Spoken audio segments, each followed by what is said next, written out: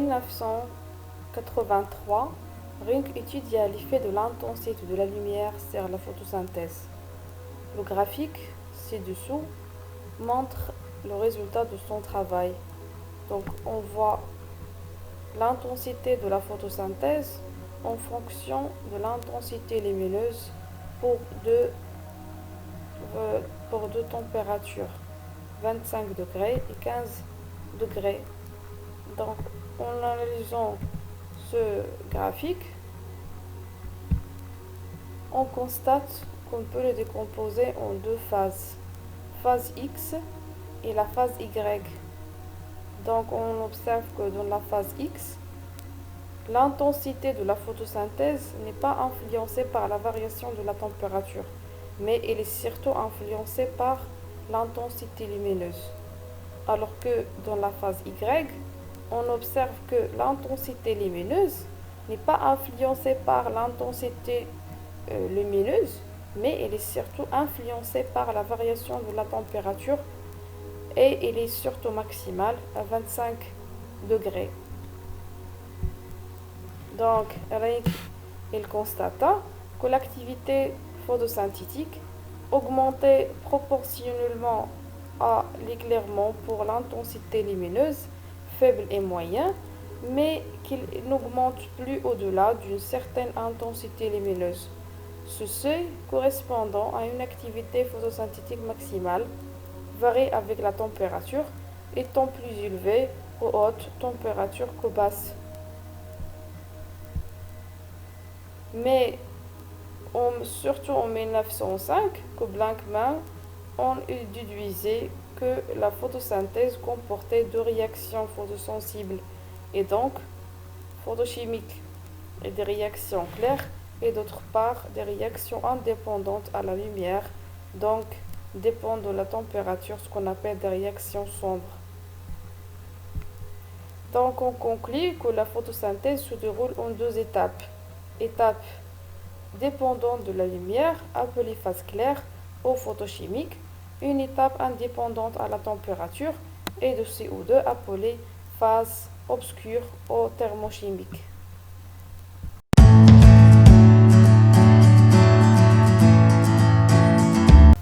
Les pigments chlorophylliens se localisent au niveau de la membrane du thylakoïde des chloroplastes et s'organisent en groupes appelés photosystèmes, qui sont de type photosystème 1 et photosystème 2. Chaque photosystème est composé d'une molécule de chlorophylle A et d'une antenne collectrice formée d'un mélange des autres pigments chlorophylliens qui captent l'énergie lumineuse. L'absorption de la lumière s'accompagne de la production de O2. Et donc, quelle est l'origine de ce dioxygène?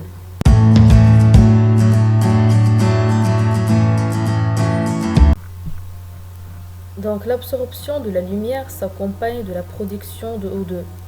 Quelle est donc l'origine de cet oxygène? Donc on va poser deux hypothèses. Donc le dioxygène dégagé peut provenir de CO2 absorbé par les feuilles de l'air ou de H2O absorbé par les racines du sol. Pour répondre à cette question, cette problématique, on va expliquer cette expérience réalisée par Ruben et Kamen. Donc ces deux chercheurs ont cherché l'origine de l'oxygène produit lors de la photosynthèse. Ils ont utilisé un isotope lourd de l'oxygène, O18, à la place de l'oxygène habituel, O16. Et ils ont marqué ainsi diverses molécules de H2O et de CO2.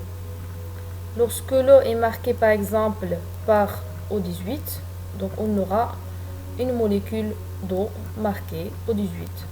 Donc l'oxygène produit par la photosynthèse devient ainsi marqué. Voilà, donc pour utiliser l'expérience, ils ont cultivé un algue vert unicellulaire, ce qu'on appelle la corelle, en présence de composés radioactifs contenant de l'oxygène O18. Ils ont déterminé la nature de O2 rejeté. Donc résultat, en présence corelle plus CO2 marqué O18 plus d'une molécule d'H2O non marquée en présence de la lumière, nous avons des molécules, des atomes d'oxygène, d'oxygène non marqués.